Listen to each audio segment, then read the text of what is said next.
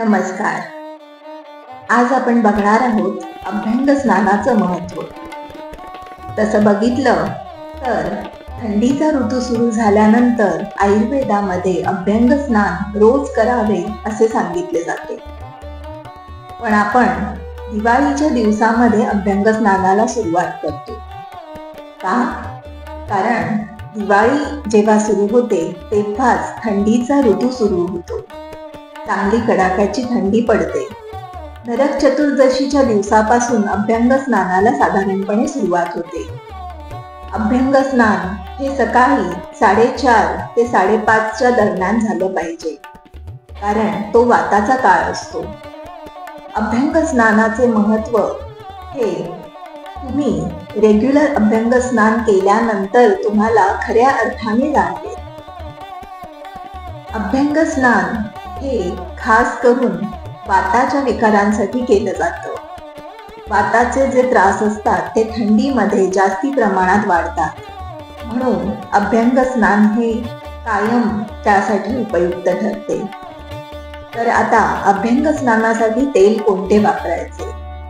बाजारात जे सुगंधी तेल मिळतं तेही तुम्ही वापरलं तरी सुद्धा चालेल, किंवा तिळाचे तेल, बला तेल, चंदन बला लाक्षादी तेल, दशमूल तेल अशी तेल जी आयुर्वेदामध्ये सांगितली आहे ती सुद्धा वापरली तरी ती उपयुक्त ठरतात.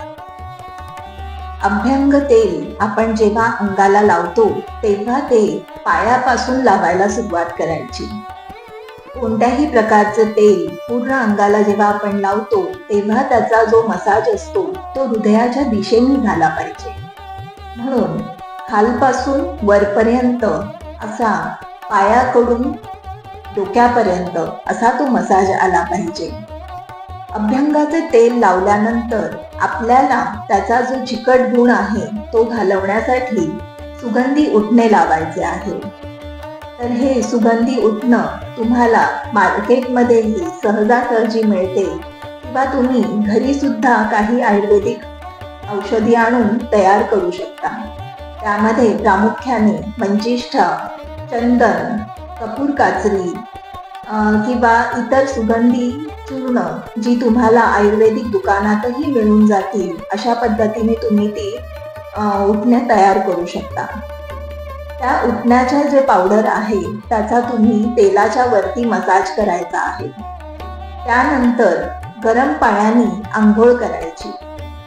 गरम पाण्याने आंघोळ झाल्यानंतर तुमचं अभ्यंग स्नान पूर्ण होतं.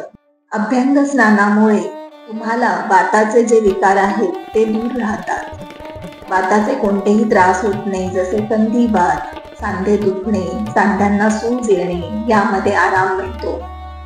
नंतर अभ्यंग स्नान हे तुम्ही नियमितपणे केल्यामुळे तुम्हाला दीर्घायू प्राप्त होते. तसेच शरीरातला जो थकवा आहे तो कमी होतो, अंगदुखी कमी होते, उत्साह वाढतो. अशा प्रकारचे बरेचसे फायदे तुम्हाला अभ्यंग स्नानाने मिळतात. तर मग दिवाळीपासून तुम्ही अभ्यंग स्नान सुरू केल्यानंतर ते पूर्ण थंडीचा ऋतू संपेपर्यंत ते चालू ठेवा, म्हणजे तुम्हाला जास्तीत जास्त त्याचे फायदे मिळतील. अधिक माहितीसाठी संपर्क साधू शकता. Ayurtouch Ayurvedic clinic and Panchakarma centre, Pune.